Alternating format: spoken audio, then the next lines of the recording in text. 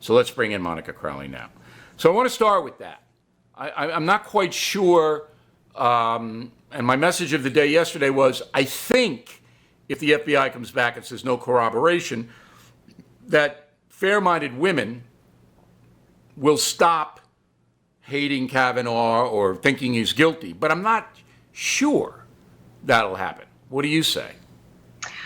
Well, I think there are a lot of different moving parts here, Bill. I think that you are right, that if the FBI comes back and says, look, we conducted all of these additional interviews, we carried the investigation as far as we could go. We're talking about nearly 40 years ago, so nothing can be corroborated or substantiated. I think fair-minded people, both men and women, will say, look, this looks like what I believe it was, which was a last-minute political hit job on a very highly accomplished and good and decent man. I think people of good faith will factor that in and say, okay, this is a man who should serve on the Supreme Court. I think people who are ideologically charged to begin with, men and women, will say, oh, this was a snow job, the guy doesn't belong there, and they will continue to hit him even once he's installed on the Supreme Court. The breakdown of the gender gap is going to be a very interesting thing, Bill. I heard you talking about that.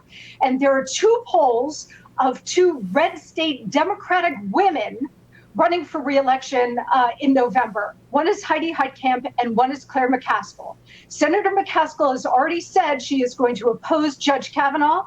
She is now down to her Republican opponent by 2 points in the state of Missouri.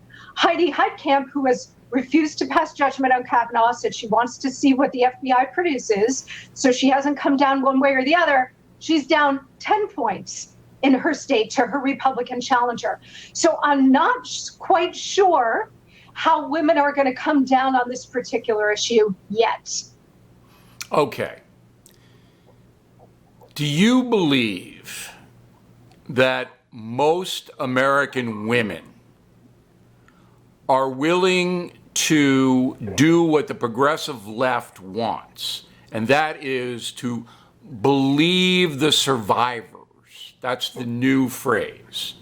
So if you're a woman and you say, something happened to me, and a man did it, you are compelled to believe that person.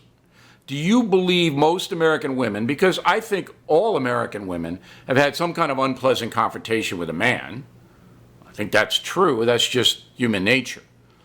Do you believe that most women are willing to say, you know what, if it's a woman and she's lodging a misconduct allegation, I'm going to believe it, no matter what. I mean, it can be proven like the Duke lacrosse case and the Virginia case, but I'm going to believe it right from the bat and not give the presumption of innocence to the man who denies. Do you believe most women are in that category?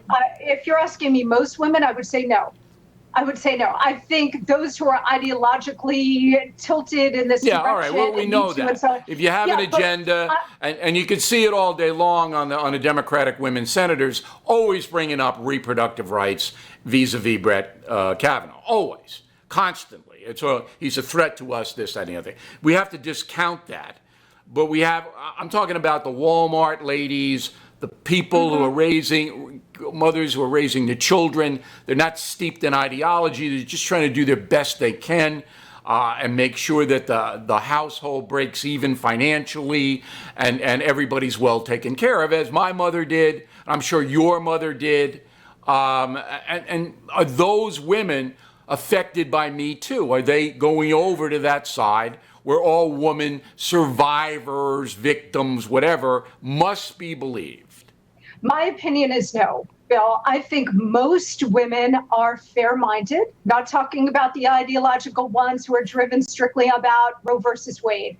I'm talking about fair-minded women look at these situations on a case-by-case basis. They want to make sure that all parties have due process, that the rule of law remains supreme. Why are you convinced of that, though? Why are you convinced of that? Well, I think that the Me Too movement has created a new context. And I want to make this point, Bill, because I think it's a really important one. The feminist movement, which started decades ago, was supposed to be about equal treatment for women, that women should have equal opportunities and should be treated equally to men. But now what we have is a bastardization of the Me Too movement with a lot of very legitimate cases. But there's a bastardization of the movement going on where it's been hijacked politically. And now every woman is supposed to be a delicate flower. We're never supposed to question their motives. We're never supposed to question their background. We're never supposed to question their stories. And the men are automatically guilty. I think most women, again, not the ideological ones, but most fair-minded women of the kind you're talking about see through that. And they're also mothers of sons. They are wives. They see the kind of devastation that's going on that is wholly unfair.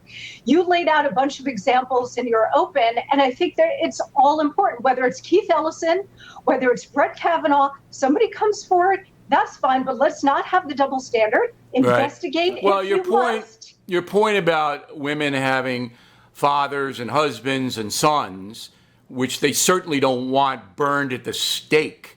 You know, Monica, there are thousands of men now being accused every day across the country. Thousands. We never hear about them because they take place in local situations. But this is now way, way out of anybody's imagination.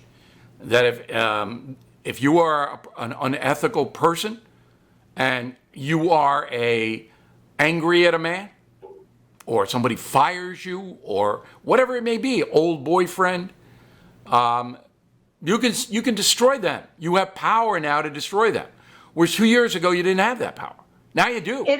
It is a mass hysteria, not unlike the Salem witch trials, Bill. And I'm not saying that to minimize legitimate cases. I actually have a column coming later this week in the British Spectator, the American edition of the British Spectator, where I went back and looked at my conversations with President Nixon in 1991 during the Clarence Thomas and Eden Hill hearings. Those conversations and Nixon's insights will blow you away, Bill, because that was at the very beginning of this, where sexual harassment, all this other stuff was just coming to the forefront. And the point that Nixon made back then, when sort of nobody had a handle on any of this, was that that if you have false cases, or if you have the kind of scenario that you laid out, where the thing has gotten so out of control and there's no more due process, and there are no evidentiary requirements, and rule of law is thrown out, that it's actually very damaging to the people who have legitimate cases. And that kind of destruction of the kind of due process that we've been guaranteed by the founding fathers is extremely dangerous to the future of the country. Well, you have a situation now where I don't think anybody's damaged on the Me Too side. So Nixon, I don't think he could ever have, in a million years, never imagined us to be where we are right now. But if you are a woman and you lodge a complaint, you can do severe damage no matter who you are or no matter what you say. And I'll prove that a little bit later on in this broadcast, which is another very disturbing story. Finally, and I'm sorry to ask you this kind of a personal question, but your sister was married to Alan Colmes, who passed away. And she's a liberal woman, and I like her, as you know, very much. I wanted to get her perspective on this. And has she talked to you about any of this? No, we try to avoid politics at all costs. Okay, so she hasn't weighed in on it. All right. She has not. But I have talked to Democratic and liberal girlfriends of mine, and I would say that the verdict is sort of 50-50. About half of them say they believe the woman, no questions asked, which to me is absurd and outrageous. And then the other half say, look, I would like to get back to a time of the Ruth Bader Ginsburg confirmation process, where senators on both sides of the aisle, the American people, whether you agreed with them or not, realize that elections have consequences. And when a president is duly elected, he or she has the right to nominate whoever they want. That's a bigger and question. Unless they're Charles Manson, they should be put on the U.S. Supreme Court. Right. It is not an accident that most of the people supporting Me Too are hard left individuals. In fact, I don't know of any conservatives in the media or in my world that I know personally that are saying yeah, all the women who come forward have to be believed, or you're an abuser. If you question anything about that, then you become an abuser. Monica Crowley, everybody, check out the column on thehill.com, and we'll see you soon, Monica, I hope. Thank you very much. Thank you, Bill. You bet.